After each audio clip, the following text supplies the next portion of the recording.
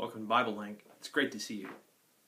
Now, BibleLink exists to help link the Bible to real life, your life. And we're intentionally moving through the scriptures slowly. And when we slow down, we can pay closer attention to what's happening in the text. We simply read one chapter a day, Monday through Friday. The weekend gives us an opportunity to catch up and reflect on what we've learned. Going slowly also makes it easy for anyone to join in with us at any time. So if you know someone who could benefit, make sure to invite them to join BibleLink with us. Now in chapter 20, we realize that the tomb is empty. Jesus appears to Mary Magdalene and his disciples, and yes, to Thomas, doubting Thomas, to you. Mary Magdalene is one of the most famous names from the Bible, and we often see her depicted as a sensuous woman, a reformed prostitute in movies and other plays about Jesus. In reality, the Bible doesn't even give us any indication of her being a tawdry person.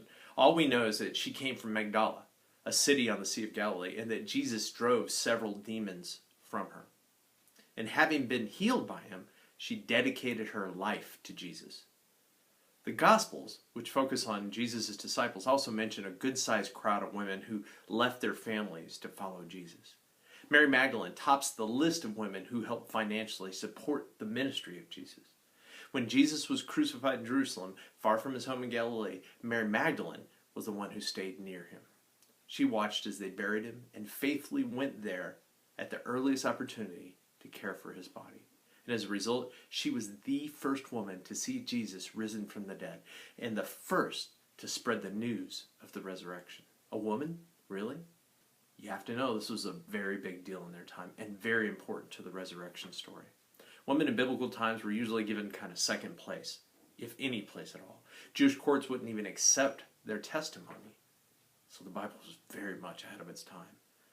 But at the greatest miracle of the resurrection, Mary Magdalene was given the honor of the first on the scene. And if you think about it, it's quite the contrast to Thomas in this chapter. As you recall, Thomas wasn't even there when Jesus appeared to the disciples the first time. And you got to admit, it's kind of hard to believe something you can't see with your own eyes. And Thomas wanted proof. And although Thomas is singled out a lot of times, as though his doubts were unusual, none of the disciples believed the resurrection until they saw Jesus. So, kind of unfair. Don't you love that Jesus took the time to appear to Thomas?